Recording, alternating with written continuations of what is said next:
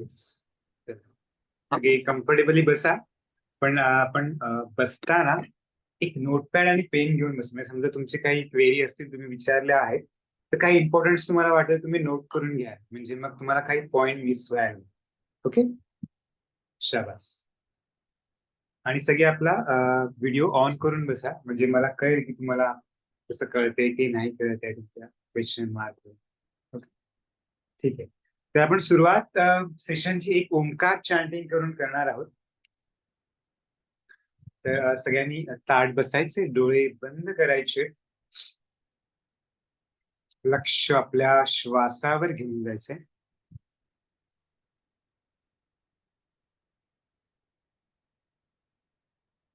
Feel the breath.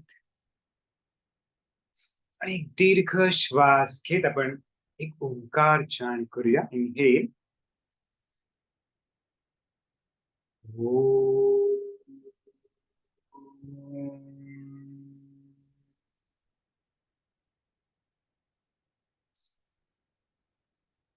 Feel the vibration in your body and mind.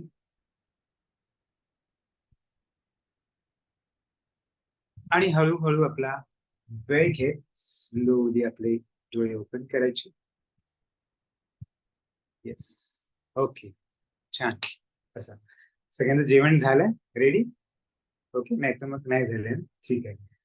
ज्यांचं जेवण झालंय त्यांनी बसा छान. ज्यांचं नाही जेवण झालंय त्यांनी पण सेशन संपल्यावर पटापट जाऊन जेवा. तर सेशन मध्ये तुम्ही असं एक एक घास खाताय बघताय असं करू नका. ठीक आहे. छान फोकस फुली करा, कारण आपलं मेन सेशन हे ऍसिडिक बॉडीसाठी. हा थोडासा वेगळा विषय आहे, खूप इम्पॉर्टंट आहे, त्यामुळे लक्ष देऊन तुम्हाला ऐकायचंय. ठीक आहे. आता तुमचे काही जणांचे प्रश्न आहेत त्यांनी मर्ज केले, त्याचं पण मी आन्सरिंग करणार आहे. फक्त थोडस तुम्हाला ऍसिडिक हे काय आहे, नॅचरोपॅथीमध्ये आम्ही त्याला कसं जज करतो ते तुम्हाला सांगणार आहे. ठीक आहे. फक्त तुम्हाला थोडस एक एक्झाम्पल देतो की आता जस्ट आपले गणपती वगैरे झाले तर त्याच्यात आपण एक दिवा लावायचो. दिव्यामध्ये तुपाचा दिवा, तेलाचा दिवा काही लावायचे. तर त्याच्यात असं आहे की आपण ते दिव्यात जे तूप वापरायचो, जे मंगण वापरायचो, त्याच्यामुळे तो दिवा पेटायचा. पण असं आहे की त्या तुपाचं आपण जर जास्त प्रमाण ठेवलं, तर त्या वातीच्या वरती जर तूप आलं तर ती वात ऑटोमॅटिकली विझून जाईल. जो अग्नी आहे तो विझून जातो. एक्स्ट्रीम. तर तसंच हे एक्झाम्पल ऍसिडचं आहे. आपल्या बॉडीमध्ये ऑलरेडी ऍसिड असतं. हायड्रोलिक ऍसिड आपल्या जे डायजेशन, आपण आता जेवतो, जेवल्यावर ते पचन व्यवस्थित व्हावं त्यामुळे ज्युसेस सिक्रेट होत असतात आपल्या बॉडीमध्ये. तर त्यात एक हायड्रोलिक ऍसिड म्हणून जनरेट होत असतं. ते सगळ्यांच्या शरीरामध्ये, तुमच्या माझ्या सगळ्यांकडे. फक्त त्याचं काय आहे की त्याचं जर ट्रिगर झाला किंवा त्याचं प्रमाण जास्त वाढलं तर आपल्याला ऍसिडिटी होते. आणि ऍसिडिटीला नॅचरोपॅथीमध्ये पॉइझन पण म्हणतात. म्हणजे जास्त हायपर ऍसिडिटी होते तर तुमच्या बॉडीत पॉइझन जनरेट होते. आणि हे पॉइझन जनरेट झालं की मग ते बॉडीला बाहेर काढायचं असतं, आपल्या शरीराला बाहेर काढायचं असतं. आणि त्यामुळे मग तो वेगवेगळे सिमटम्स करत असतो. आणि सिमटम्स काय असतात की जसं की तुम्ही मला ह्याच्यात केलेत, आपल्या फॉर्म जो दिलाय मॅडम, त्यात तुम्ही मेन्शन केलं की जसं की छातीत जळजळ येणं, डोकं खूप हेवी होणं, चेस्ट मध्ये पेन होणं थोडस. चेस्ट पेन खूप वेगळे प्रकार आहेत, पण आपल्याला कसं लगेच अरे छातीत दुखते, कुछ तो गडबड आहे असं जाणवतं ना. तर तो ऍसिडिटीचे प्रकार आहेत खूप. तर त्याच्यामुळे हे ऍसिडिटीचे त्रास होत असतात आपल्याला.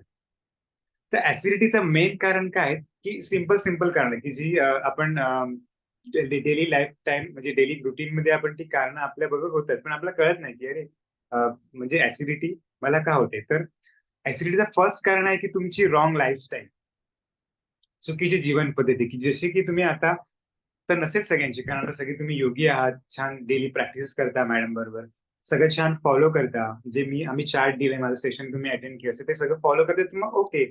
पण रॉंग लाईफस्टाईल म्हणजे काय असतं की जागरण करणं सगळ्यात मेन. तर जागरण जसं तुम्ही करताय लेट नाईट, ऍक्च्युली ती तुमची आता मी सगळं सांगतोय, तुम्ही सगळं ते तुम्हाला माहिती आहे की हा हे सगळं मला माहिती आहे, पण माहिती असून सुद्धा आपण तसं वागणं न वागणं ही रॉंग लाईफस्टाईल आहे ना. तर रात्री जागरण करणं, तर आता गणपतीत आपण जागरण केलं असेल, मी पण केलं एक दिवस.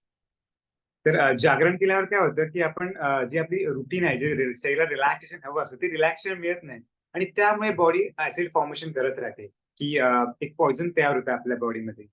रॉंग लाईफस्टाईल मध्ये आलं तुमचं चुकीची जेवण पद्धती, की तुम्ही समजा रोज दुपारी छान टायमावर जेवताय, रात्री जेवताय, पण काही तुमचं लेट मागे पुढे होतं. पण कसं आहे की तुम्ही ज्या वेळेला जेवताय त्यावेळेला तुम्हाला पोटात भूक लागलेली असते. आणि त्यावेळी ते ऍसिड फॉर्मेशन होत असतं. का? कारण त्याला माहिती आहे की आता अन्न मिळणार आहे आणि पचवायचं आहे अन्नाला. तर त्यामुळे पण खूप ऍसिड जनरेशन चालू होत राहतं.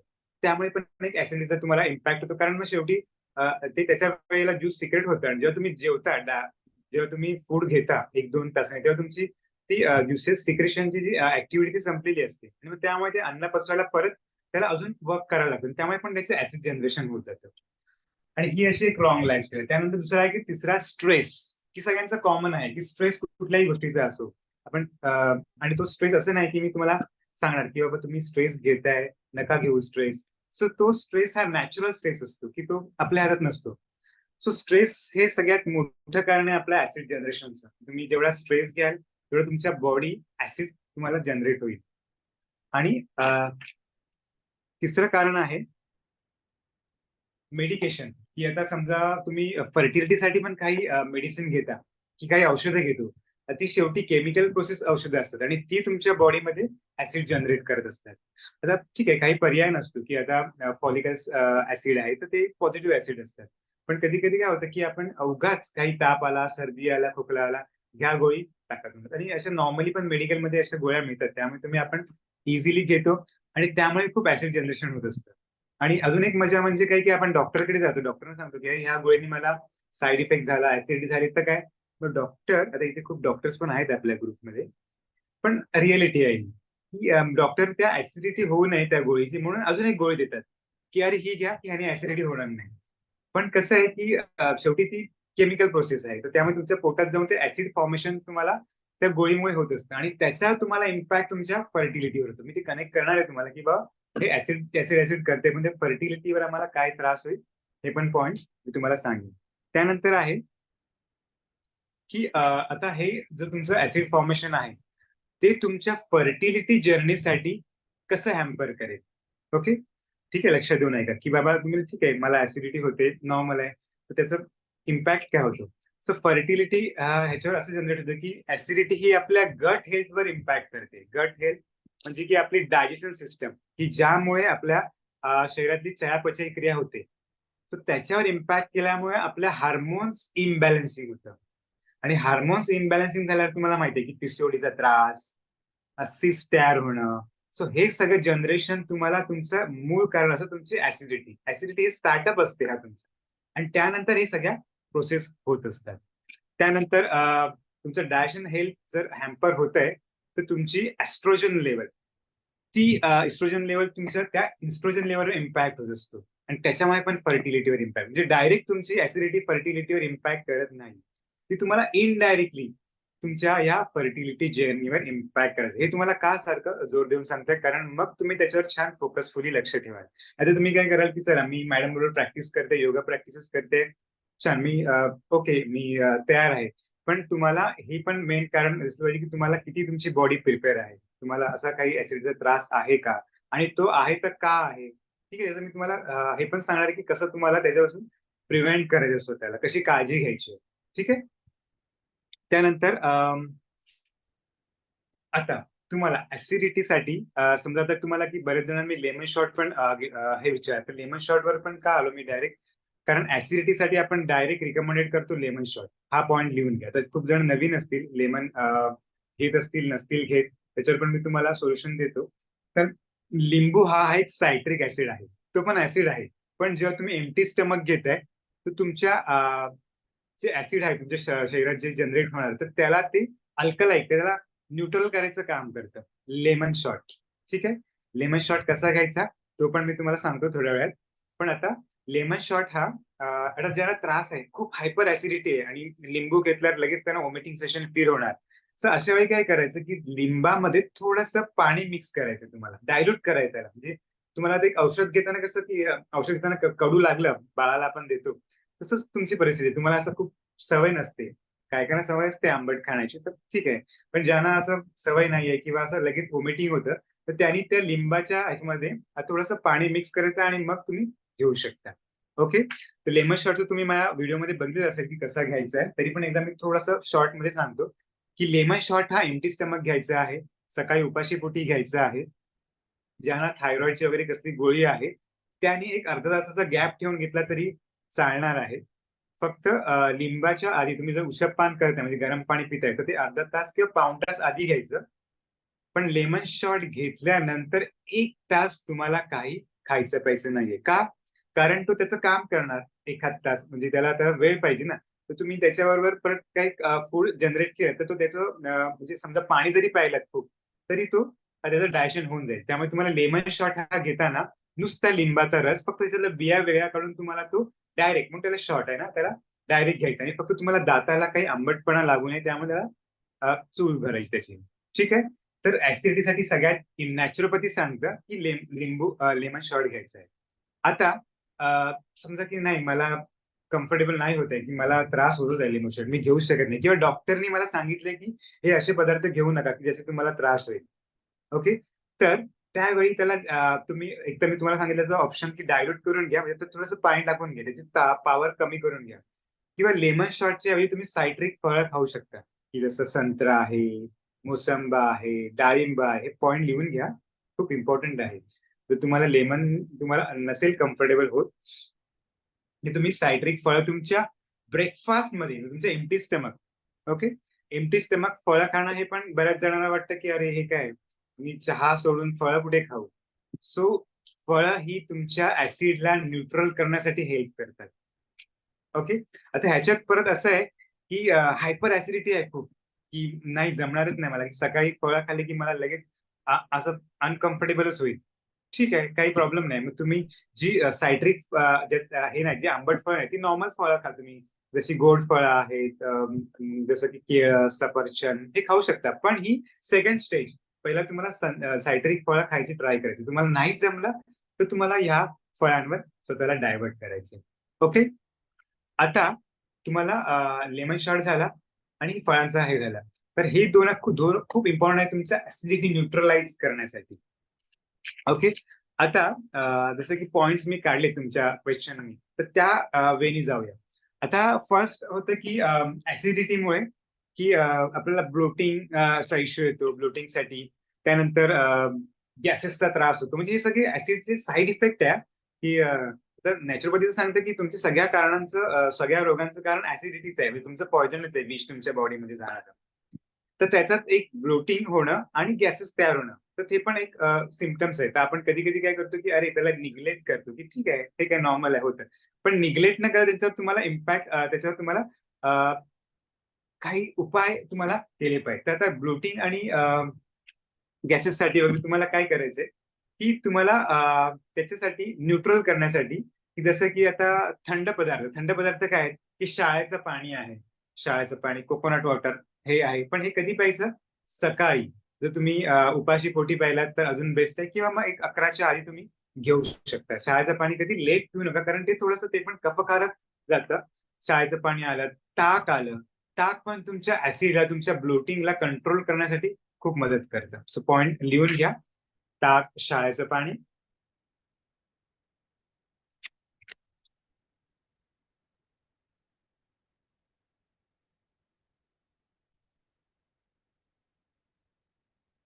येस. ओके. त्यानंतर आहे की तुम्हाला फूड कुठले अव्हॉइड करायचे की तुम्हाला समजा ऍसिडिक आहे. तर सगळ्यात डेंजरस फूड म्हणजे काय की आउटसाइड फूड नॉर्मल तुम्हाला अव्हॉइड करायचे. त्यानंतर तुमचे स्पायसी फूड, मसालेदार पदार्थ तुम्हाला शक्यतो टाळायचे. त्यानंतर तेलकट पदार्थ तुम्हाला जे ट्रिगर करतात ऍसिडिटीला म्हणजे बॉडीत ऍसिडिटी आहे पण ते ट्रिगर करणारे पदार्थ हे आहेत. त्यानंतर तुम्हाला आता हे लिहून घ्या इम्पॉर्टन्स की तुम्हाला डाळी तुम्ही खाता त्याच्यामध्ये सगळ्यात तुरीची डाळ. तुरीच्या डाळीमध्ये जास्त प्रोटीन असतं. त्यामुळे ती हायली ऍसिडिक असते. ओके. हायली ऍसिडिक असते. तर त्यामुळे तुम्हाला ती अव्हॉइड करायची आहे. तर तुरीची डाळ ही जे जिम-मिम करतात किंवा जास्त अंग मेहनत त्यांनाही डायजेशन होईल. पण आपल्याला की जसं तुम्ही ऑफिस वर्क आहे, नॉर्मल तुम्ही गृहिणी आहेत घरात, तर तुमचं डायजेशन तेवढी डायजेशन तेवढं पॉवरफुल नसतं किंवा तुम्हाला तेवढं ताकद तेवढी गरज नसते त्या प्रोटीनची. त्यामुळे मग ती प्रोटीन जे डायजेशन आहे ते ऍसिड तयार होतं. त्यामुळे तुरीची डाळ ही हायली ऍसिडिक आहे. तर ज्यांना ऍसिडिटी आहे त्यांनी तर पूर्ण अव्हॉइड करायची आहे. आणि ज्यांना पुढे होऊ नये ऍसिडिटी त्यांनी त्याचं प्रमाण कमी करा. त्याच्याऐवजी तुम्हाला ऑप्शन म्हणून तुम्ही मुगाची डाळ घेऊ शकता. बाकीच्या ज्या डाळी आहेत त्यात कमी प्रमाण असतं. पण तुरीची डाळ हे सगळ्यात हायली ऍसिडिक असतं. तर हा सगळ्यात मोठा पॉइंट आहे. त्यानंतर आंबट पदार्थ ही पण ऍसिड, जसं आता मी लिंबू सांगितलं, पण लिंबू आपण कच्च्या फॉर्म मध्ये खाल्ला, जर तुम्ही लिंबू कुठल्या जेवणात म्हणजे प्रोसेस्ड फूडवर जर तुम्ही पिऊन खाताय तर तो पण ऍसिडिक होऊन जातो, तुमच्या त्या फूडला ऍसिडिक करतो. तर त्यामुळे तुम्हाला लिंबू ह्याच्यात तुम्हाला काउंट नाही करायचंय. सो आंबट पदार्थामध्ये कुठलं आलं, चिंच आली. चिंच तुम्ही जर खाताय, चिंच तुम्हाला डॉक्टर पण रिकमेंडेड करतात, तर चिंच ही हायली ऍसिडिक आहे. त्यानंतर टॅमॅटो. टॅमॅटो पावभाजी खाता तुम्ही सगळे पावभाजी? अरे वा, छान, सगळ्यांची मान हलते. गुड. तर पावभाजी ही एक हायली ऍसिडिक आहे. आता पावभाजी खाणं वाईट नाहीये, पण कधीतरी खाणं ठीक आहे. पण जर तो पावभाजीचा जो टॅमॅटो आहे, तोच टॅमॅटो आता बघा आपण छान ग्रेव्ही बनवतोय, सगळे छान छान सगळे गृहिणी एकदम छान बेस्ट जेवण बनवत असतील, तर ते बेस्ट जेवणात तुम्हाला जी ग्रेव्ही बनवायला लागते ती टॅमॅटो येतो. आणि ते टॅमॅटो जर अग्नीशी संपर्क आला, तो पण आंबट पदार्थ मिळतो, तो पण खूप ऍसिडिक होऊन जातो. तर त्यामुळे त्याला पण तुम्हाला अवॉइड करायचं. तुम्हाला टॅमॅटो टाकायचंच आहे, तुम्हाला सवय आहे, तर तुम्ही तुमचं एखादं समजा काही भाजी करताय किंवा एखादं काही डाळ करताय, तर झाल्यानंतर तुम्ही त्याच्यावरती असं त्याला जास्त न शिजवता तुम्ही त्याच्यावरती टाकू शकता, की हा बाबा मी टॅमॅटो टाकलाय तुमच्या समाधानासाठी. पण टॅमॅटो हा खूप ऍसिडिक जनरेट करतो, कारण आपण नॉर्मल टॅमॅटोच का नाव घेतो, कारण नॉर्मली सगळ्यांच्या घरात हा वापरतो, कारण आमच्या घरात पण तसं युज व्हायचा. पण हळूहळू आपण त्याला चेंज करू शकतो, थोडी टेस्ट तुमची चेंज होईल. पण हा हायली ऍसिडिक आहे, खूप महत्वाचा पॉइंट आहे. आपण लिहून द्या, तुम्ही हे सगळे चेंजेस करून बघा. जर तुम्हाला त्रास असेल तर तुम्हाला किती इम्पॅक्ट होतो तुम्हाला लगेच फील होईल. ओके. येस. आता समजा तुम्ही एकटेच जर लिहिताय तर तुमच्या घरच्यांना थोडा समजायला जड जाईल. पण समजा तुमचे हजबंड वाईफ दोघं पण तुम्ही आहात, तुम्हाला इझी जाईल. तुमचे हजबंड पण आहे ना, स्नेहल मॅडम, तुम्ही दोघं आहात, तर लक्षात येईल तुमच्या की बाबा की कसं तुम्हाला फॉलो करायचं. ठीक आहे. त्यानंतर दुसरं आहे की तुम्हाला ऍसिड न्यूट्रल करण्यासाठी फळांचा तुमच्या ह्याच्यात आहारामध्ये खूप उपयोग करायचा. तुम्ही फळं तुमच्या, ठीक आहे, जर तुम्हाला सकाळी एम्प्टी स्टमक जमले नाही, तुम्ही दुपारच्या जेवणात फळं घ्या. सॉरी, जेवणात नाही, दुपारच्या जेवणाच्या आधी फळं घ्या, किंवा दुपारी एक जेवल्यानंतर 3-4 तास. आणि फळं ही नेहमी एम्प्टी स्टमक खायची आहे. ओके. कारण फळं ही अल्कलिक असतात आणि ती लगेच डायजेस्ट होणारी असतात. तर त्यामुळे तुम्ही जेवल्यावर फळं खाणं ही चुकीचा प्रकार आहे, कारण जेवल्यानंतर तुमच्या पचायलाच 2-3 तास जातात. आणि त्यानंतर फळांना पचायला अजून किती वेळ. तर त्यामुळे फळं ही पॉयझनेटिक होऊन जातात जर तुम्ही अशी फळं खाताय तर. त्यामुळे फळं ही एम्प्टी स्टमक रिकमेंडेड आहे. ओके. तर लिहून घ्या पॉइंट. आणि फळांमध्ये पण ऍसिड जनरेट करायची पॉवर असते. तर कशी, जर तुम्ही मिक्स फ्रूट सलाड खाता आहे, मिक्स फ्रूट ज्यूस करताय, तर त्याचे गुणधर्म वेगळे आहेत ना, की आंबट आंबट पदार्थ वेगळे आहेत, गोड गोड फळांचा गुणधर्म वेगळे, त्यांच्यातले ऍसिडिक फॉर्मेशन वेगळे. त्यामुळे तुम्हाला त्याचं क्रायटेरिया करताना आंबट आंबट फळं, गोड फळं, पाणीदार तर पाणीदार फळं, अशी तुम्हाला त्याचं वर्गीकरण तुम्हाला करून फळं खायची. कारण त्यामुळे पण ऍसिड फॉर्मेशन तुम्हाला थांबवायचे. छोट्या छोट्या गोष्टी आहेत त्या, पण तुम्हाला ह्या नोट करूनच ठेवायचे. त्यानंतर मला विचारलं एकाने क्वेश्चन की तुम्ही फळं, जर मला फळं आवडत नाही, पण सर मी मिल्कशेक पिऊ शकते. तर आता दूध हा थोडासा मांसाहारच्या ह्याच्यामध्ये जातो आणि फळं ही आपली नॅचरल आहेत. तर त्यामुळे फळ आणि दूध हे पण रॉंग कॉम्बिनेशन आहे. तर हे पण तुम्ही जर खाताय तर तुम्ही अजून ऍसिड फॉर्मेशन जनरेट करता, त्यापेक्षा तुम्ही नाही खाल्लं तरी फळं चालणार आहे. ठीक आहे. पण दूध आणि फळं is a wrong combination. Point note करून घ्या. त्यानंतर आल्या आपल्या पालेभाज्या. ह्या आपण पालेभाज्यामध्ये कुठलीही पण तुम्ही पालकचा ज्यूस प्या, जसं की मेथी, माठ. तर ह्या सगळ्या तुमच्या ऍसिड लाईन न्यूट्रल. पण सगळ्यात बेस्ट आहे पालक. हा तुमच्या जर तुम्हाला हायपर ऍसिडिटी आहे तर तुम्ही ह्याचा ज्यूस करून तुम्ही घेऊ शकता. म्हणजे ज्यूस ज्यूस कधी घ्यायचा, जेवणाच्या आधी. ओके. आणि पालक सूप वगैरे करताय तर त्याला पण तुम्ही खूप असं तडका वगैरे देताय वगैरे असं केलं तर त्याची पण तुम्ही ऍसिडच्या जनरेट मध्येच म्हणजे काउंटिंग करा. त्याला छान नॉर्मल तुम्ही तुपाची हलकी फोडणी देऊन त्याला तुम्ही सूप वगैरे पालकचं करून पिऊ शकता.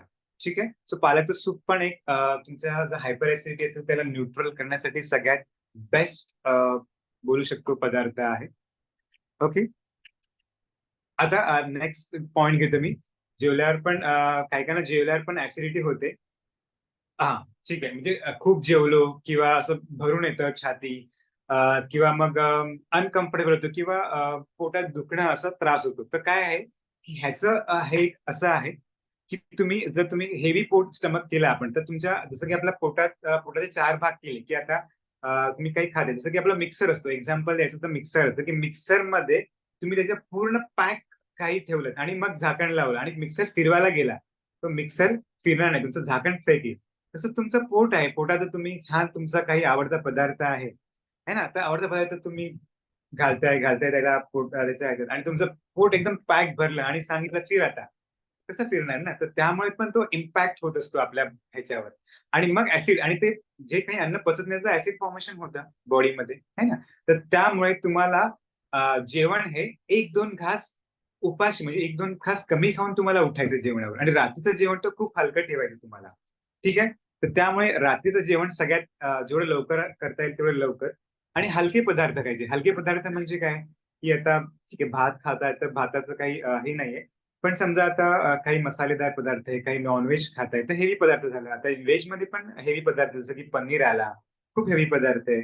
चपाती, गव्हाची चपाती पण रात्रीची खाणं सगळ्यात हेवी. कारण गहू पण थोडेसे ग्लुटीन असतात याच्यामध्ये. तुम्ही भाकरी खा, नाचणीची भाकरी खा, ज्वारीची भाकरी खा. तर हे तुम्हाला छोटे-छोटे पॉइंट आहेत, पण हे तुम्हाला लक्षात ठेवून करायचे. त्यामुळे तुमचं ॲसिड फॉर्मेशन जनरेशन कमी होईल. त्यानंतर ज्यांना थोडं जरी जेवलं किंवा आता काही थोडंफार खाल्लं, मी 1-2च भाकरी खाल्ल्या तरी मला त्रास होतो. तर अशाने काय करायचं, की इंटरव्हलमध्ये खायचंय. इंटरव्हल म्हणजे काय, की बाबा मला की आता मी एक अर्धी भाकरी खाल्ली, ठीक आहे. त्यानंतर परत थोडंसं काही फळांचा नाश्ता केला. परत त्यानंतर एक सूप प्यायलो. तर असं तुम्हाला इंटरव्हलमध्ये तुमचा जेवणाचा आहार घ्यायचा आहे. तर त्यामुळे काय होतं, की तुमच्या डायजेशनला वेळ मिळतो. तुमच्या ॲसिड फॉर्मेशनला वेळ मिळतो आणि तुमचं पचन छान होतं. ज्यांना त्रास होतोय त्यांनी. ठीक आहे. त्यानंतर पाण्याचं प्रमाण कसं ठेवायचं, की कारण पाणी पण हे आहे, की तुमच्या डायजेशनला इम्पॅक्ट करत असतं. आता पाणी बघा. पाणी हे खूप इम्पोर्टंट आहे. पण तुम्हाला जेव्हा जेवतो आपण, जेव्हा खातो, काही खाल्लं की त्या पचनासाठी जे ऍसिड फॉर्मेशन होतं त्यामुळे ते अन्न पचन होत असतं. पण समजा तुम्ही जेवतानाच पाणी पिताय, ठीक आहे? तर पाणी प्यायल्यावर लिक्विड आहे पाणी, ऍसिड पण लिक्विड आहे. तर त्या पाणी त्या लिक्विडला घेऊन तुमच्या डायजेशन मधून निघून जातं आणि त्यामुळे तुमचं अन्न पचनाची क्रिया आहे ती स्लो डाऊन होते. त्यामुळे पाणी कसं प्यायचंय? पाणी पिताना आपण पॉइंट लिहून घ्या. पाणी पिताना तुम्ही जेव्हा जेवणार असाल, त्याच्या एक अर्धा ते 1 तास आधी तुम्हाला पाणी पिऊन घ्यायचंय. तर त्यामुळे काय होईल, तो जो वेळ मिळतो त्याच्यामुळे तुमचं ॲसिड फॉर्मेशन ला वेळ मिळेल. जेवणामध्ये तुम्हाला वाटलं की नाही मला सुकं होतंय किंवा ठसका लागतो, तर तुम्ही असं सिप वगैरे पाणी पिऊ शकता. पण त्याच्याबरोबर तुम्ही कंटिन्यू पाणी पिणं शक्यतो टाळायचंय. पण असं नाही की कंपल्सरी नाही, पाणी प्यायचंच नाही अजिबात. किती झालं तरी अरे सरांनी सांगितलं पाणी प्यायचं नाहीये. ठसका लागला पाणी पिणे सगळं बंद. असं करू नका. पाणी जर तुम्हाला लागतं तर प्या. ठीक आहे. पण खूप पाणी प्यायचं नाही जेवताना. आता जेवल्यानंतर पण तुम्हाला अर्धा ते 1 तास तुम्हाला जेवढं कम्फर्टेबल आहे, पण अर्धा तास मिनिमम तुम्हाला थांबायचंय. म्हणजे ते डायजेशनला त्याचं काम करून द्या. त्या ॲसिडला त्या डायजेशनला तुमच्या अन्नाला पचवून द्या. छान पचू दे त्याला. आणि मग अर्ध्या ते 1 तासानंतर तुम्हाला छान पाणी प्यायचं.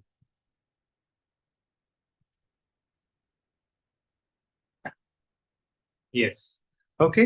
झालं हे पाण्याचं आणि दुसरं आहे की तुम्हाला समजा आता की हायपर ॲसिडिटी आहे. तर रात्री झोपताना तुम्ही एक कोमट पाणी प्यायचंय, गरम पाणी, नॉर्मल वॉर्म वॉटर तुम्ही प्यायचंय आणि सकाळी उठल्यावर देखील पहिला 1 ग्लास गरम जरी तुम्हाला थायरॉइडची गोळी किंवा कसलीही गोळी घ्यायची आहे, तरी 1 गरम ग्लास पाणी तुम्हाला पिणं हरकत नाही किंवा जर तुम्हाला वाटतं की मी हाल्फ ग्लास मला ओके, तर ओके. तर त्यासाठी तुमच्या डायजेशनला तुम्हाला जसं ब्लोटिंगचा त्रास आहे, गॅसेसचा इंडायजेशनचा त्रास आहे.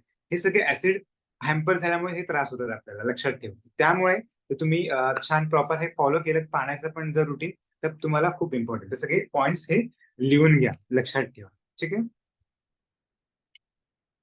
ओके. दुसरं आहे की कधी-कधी प्रेग्नन्सीमध्ये पण तुम्हाला व्हॉमिटिंगचा त्रास सुरुवातीला होतो, की आपण प्रेग्नंट राहिल्यावर किंवा असं पण.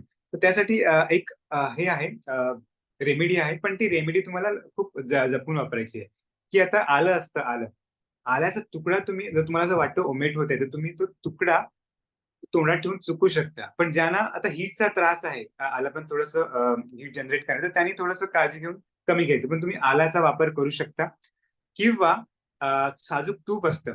साजूक तूप तुम्हाला तेलाची फोडणी पण वासाने खूप ओमेट होतं. म्हणजे थोड्याशा त्या ओव्ह्युलेशनच्या काळात किंवा प्रेग्नन्सीच्या सुरुवातीला. तर तेव्हा हे तेलाचे पदार्थापासून लांब राहण्यासाठी तुपाची फोडणी तुम्ही देऊ शकता. हलकं तूप टाकून तुम्ही हे कार्य करा. तुपाची फोडणी टाकायची आणि त्याच्यात तुम्ही जेवण करू शकता, कारण त्याने तुम्हाला थोडंसं छान फील येऊन तुम्ही तुमचं डायजेशन छान होईल. ओके. त्यानंतर नेक्स्ट पॉइंट आहे की मॉर्निंग सिकनेस येतो या ऍसिडिटीच्या त्रासामुळे, किंवा वॉमिटिंगची सारखी सेन्सेशन येतात आम्हाला, असं पॉइंट्स होता. तर कसं हे का होतात की आता बघा, तुम्ही आता खूप बिझी आहे. बघा आता पण तुम्ही सेशन मध्ये आहात आणि आता जेवणाची वाट बघताय की मग आता लेट होणार, आता आपलं सेशन कधी संपणार, 8:45 सेशन संपणार, मग जेवल्यावर. तर असं सगळ्यांचे बिझी शेड्यूल असतं. पण एक लक्षात ठेवा, जेवल्यानंतर तर रात्रीचं तुमचं डायजेशन एवढं लो झालं असतं, आणि समजा तुम्ही लेट जेवताय आणि लेट जेवल्यावर खूप थकलेले असता तुम्ही, है ना. आता पण खूप सगळे थकलेले दिसत आहेत चेहऱ्यावर, की आता एवढं प्रॅक्टिस केली, आता परत ह्यांचं ऐका, खूप थकवा आलाय. सर लगेच जेवलं की लगेच झोपलो, तर त्याच्यामुळे पण ऍसिड जनरेशन तुम्हाला होतं. कारण कसं आहे, खाल्लं, झोपलो, तर मग कधी तुमचं डायजेशनला येतात. त्यामुळे सगळ्यात इम्पॉर्टंट आहे की तुम्ही जर जेवताय, लेट जेवताय, लवकर जेवता काय प्रॉब्लेमच नाही, पण जर जेव्हा तुम्ही दुपारी समजा जेवताय, तर लगेच झोपणं लगेच टाळायचंय. एक थोडस शतपावली म्हटलंय ना, तर 100 पावलं चाला ना. 100 थोडीशी चाला, वॉक करा, थोडं बसा, मनन करा, आणि त्यामुळे पण तुम्हाला खूप इम्पॅक्ट होत असतो. आणि अजून एक आहे की जेव्हा तुम्ही समजा तुम्हाला ठीक आहे, नाही तुम्हाला लगेच झोपायचं, दुपारी थोडं रेस्ट घ्यायची आहे, तर वाम कुक्षी म्हणजे डाव्या कुशीवर सर्वप्रथम झोपायचं ट्राय करा. रात्री झोपायच्या आधी पण. असं नाही की तुम्ही रात्रभर डाव्या कुशीवर झोपलं पाहिजे, तुम्हाला भय वाटेल. एक झोपायच्या आधी 5 मिनिटं का होईना डाव्या कुशीवर तुम्हाला राहायचंय, डाव्या कुशीवर की दुपारी झोपायच्या आधी पण. दुपारी ऍक्च्युली झोप हा प्रकार म्हणजे वामकुक्षी हा आहे की दुपारी झोप म्हणजे. पण तुमची वामकुक्षी तुम्ही 3-4 तास घेता, है ना. मग ती वामकुक्षी ही किती 15 ते 20 मिनिटं फक्त असते, ती पण वाम म्हणजे डावी साईड आणि कुक्षी. तर वामकुक्षी ह्याच्यासाठीच असते की तुमचं डायजेशन छान होण्यासाठी. तर हे तुम्ही एक पॉइंट नोट करून घ्या. ओके. आता ओके, छान, मस्त. छान लिहून घेत आहे, मस्त. म्हणजे मला पण असं वाटतं की तुम्ही छान सिरियस आहात आणि एकदम सिन्सिअर स्टुडंट सारखं छान लिहिताय. गुड. जे लिहिताय ते छान परत वाचा, नाही तर ते परत वही बंद करून ठेवून द्याल की अरे सरने सांगितलेलं विसरले. ओके. आता दुसरं आहे की चेस्ट पेन होता. त्यानंतर हार्ट बर्न म्हणजे आपल्या हृदयात म्हणजे छातीत जळजळण्यासारखं होतं. चेस्ट पेन बरेच प्रकार आहेत. तुम्ही सगळे छोटे छोटे आहात, लहान आहात, त्यामुळे चेस्ट पेन हे ऍसिडिटीमुळे होतं, असं हे करा. नंतर ते चेस्ट पेन खूप वेगळं असतं. ठीक आहे.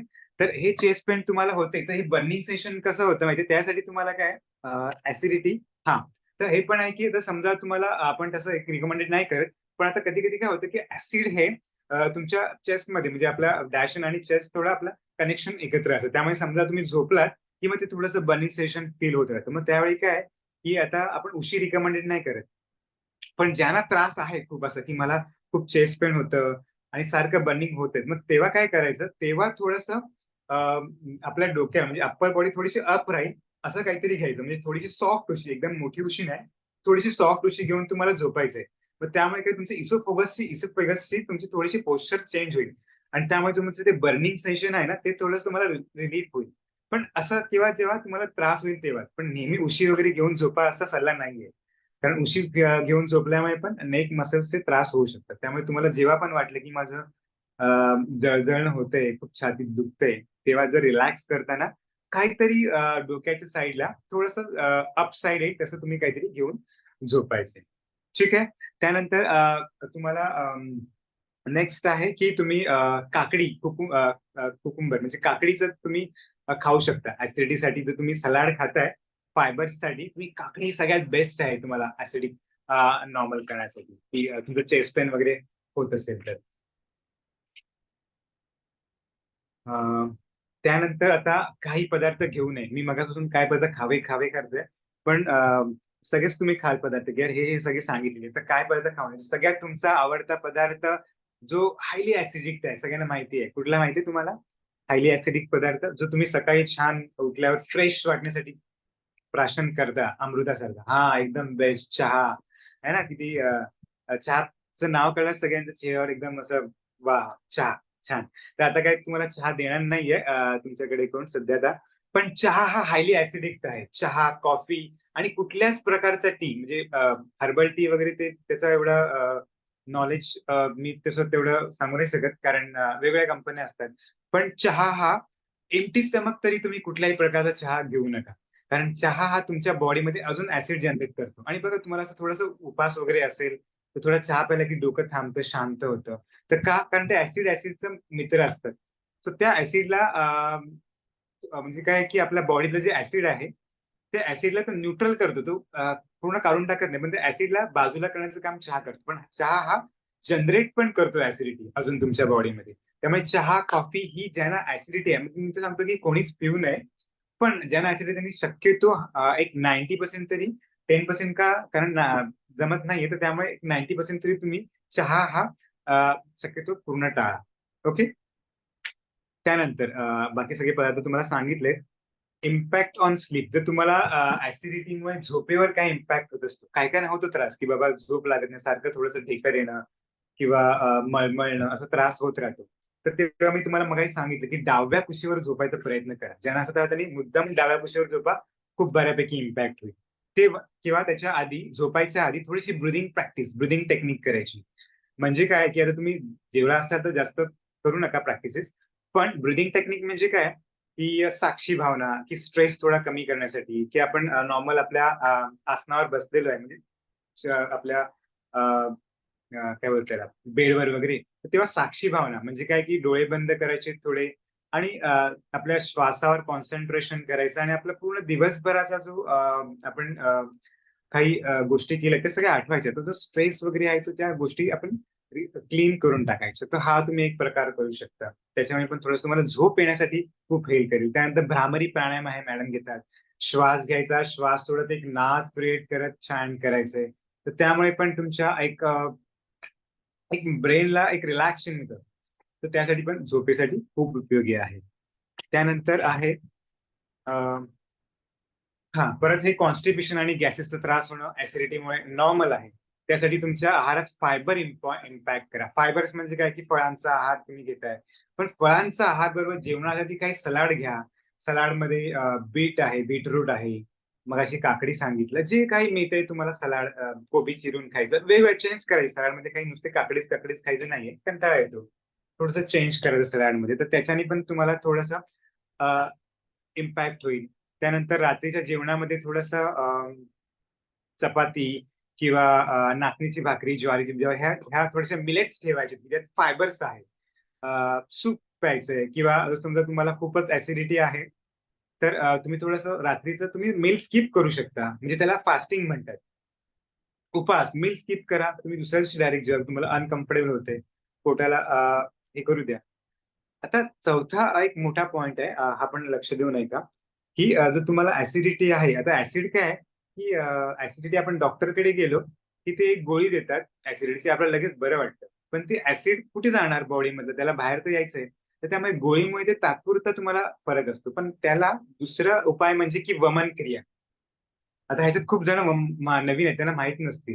तर वमन क्रिया आपण घेतो सेशन. तर आपलं आता ह्या बहुतेक मॅडम ठेवले शनिवारी तुम्हाला येईलच मेसेज की शनिवारी बहुतेक आपलं वमन क्रिया असेल. तर वमन क्रिया आपण शिकू ती. आता मी तुम्हाला आता तुम्ही काही असं लोड घेऊ नका. पण वमन क्रिया ही आहे की ऍसिड पूर्ण तुमच्या बॉडीतून बाहेर करण्यासाठी खूप हेल्प करतं. सो वमन क्रिया आपण करणार आहोत. त्याचं प्रिपरेशन पण सांगतील मॅडम. ती सगळ्यांनी अटेंड करा.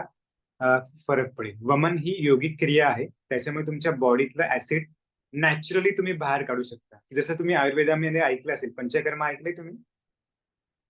ही तेवढी क्लिष्ट नाहीये. ही थोडी नॉर्मल साधी तुम्ही सगळ्यात घरात आपण एकत्र सगळे करणार आहोत पाणी वगैरे घेऊन. तर वमन क्रियेने तुमचं बऱ्यापैकी ऍसिड बाहेर काढण्यासाठी हेल्प करते वमन क्रिया. सो हे आपण करूया. त्यानंतर योगाभ्यासामध्ये चंद्रभेदन प्राणायाम आहे. मॅडम घेतील तुमचं. चंद्रभेदन प्राणायाम म्हणजे सिंपल टेक्निक सांगून ठेवतो, की चंद्रभेदन प्राणायाममध्ये आपण डाव्या नाकपुडीने श्वास घेतो. ही डावी नाडी ही चंद्र नाडी आहे. आणि उजव्या नाकपुडीने श्वास सोडतो. ठीक आहे? हे लक्षात ठेवून द्या. कसं करायचं मॅडम तुम्हाला टेक्निक सांगतील अजून छान पद्धतीने. तर चंद्रभेदन प्राणायामनी पण तुम्हाला तुमची ऍसिड कमी त्याचं प्रमाण कमी करण्यासाठी हेल्प करतं ऍसिडिक. फक्त त्याचे कॉन्ट्राइंडिकेशन की ज्यांना सर्दी कफ आहे त्यांनी चंद्रभेदन करून. ओके. अजून काही माझे पॉइंट राहिले का बघतो मी.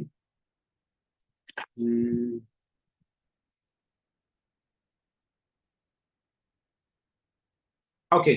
ठीक आहे. तर आता आपले तसे सगळे पॉईंट कव्हर झालेत आणि वमन बद्दल तुम्ही जास्त आता काही लोड घेऊ नका, की बाबा काय, कसं आहे. हे तुम्हाला सगळं इन डिटेलिंग मी तुम्हाला म्हणजे सेशन मध्ये सांगेन, की जसं आपण शनिवारी वमन घेऊ आणि त्याच्यासाठी काही पूर्व तयारी आहे. थोडंसं तुम्हाला आता सगळे हिंट देऊनच ठेवतो, की वमन हे थोडंसं शुद्धिक्रिया आहे, की पाण्याने जलवमन धौती असते, की आपण पाण्याने क्लिन्झिंग करतो. तर शनिवारी आपण बहुतेक 6:30 ला सेशन असेल. पण वमनसाठी तुम्हाला एक 10 ते 12 तासाचं फास्टिंग करायचं असतं. म्हणजे समजा आता आपण शनिवारी 6:30 ला वमन करणार आहोत, तर तुम्हाला आदल्या दिवशी म्हणजे उद्या एक लवकर म्हणजे 6, 7, 7:30च्या दरम्यान किंवा 8 पर्यंत जेवून उरकायचं तुम्हाला. तर त्यावेळी तुम्हाला दुसऱ्या दिवशी वमन तुमचं क्लीन होईल. ओके. त्याचे कॉन्ट्रा इंडिकेशन वगैरे आहेत, की आता ज्यांना हार्ट हाय बीपी आहे किंवा ज्यांना पोटाची काही सर्जरी झालेली आहे, तर त्यांनी वमन करणं टाळायचं. अजून काही कॉन्ट्राइंडिकेशन इन डिटेलमध्ये ग्रुपवर टाकू आपण. ठीक आहे.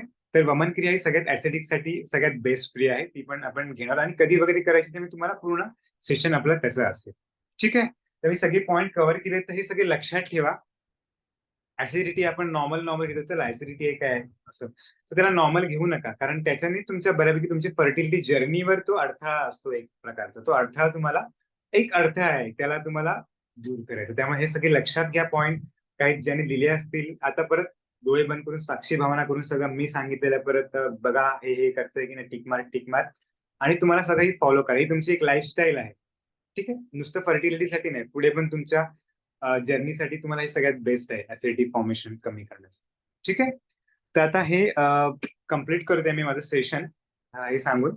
ओके. आता मी तुम्हाला अजून काही क्वेश्चन असेल तर आपण परत नंतर सेशन घेऊ, तेव्हा तुम्ही हे सगळे क्रिएट करा तुमचे काय क्वेश्चन. ठीक आहे. आता मी स्नेहा मॅडमकडे हँड करतो session. Okay. Yes. Yes. Thank you so much sir. मला वाटतं तुम्ही इतक्या सिम्प्लिफाईड वेने आणि इतकं छान इझिएस्ट वेने सगळ्यांना समजावून सांगितले आणि बरेच खूप छोटे-छोटे डाउट्स होते सगळ्यांना. पण मला वाटतं की सगळ्यांचेच बऱ्यापैकी सगळे डाउट्स क्लिअर झाले असतील. सो आमच्या सगळ्यांच्या वतीने तुमचे खूप खूप आभार. So thank you so much sir. And thank thank you. You so much everyone for joining us. आपण सगळे उद्या सेशनला भेटूया. Take care. Good night. Thank you. Thank you.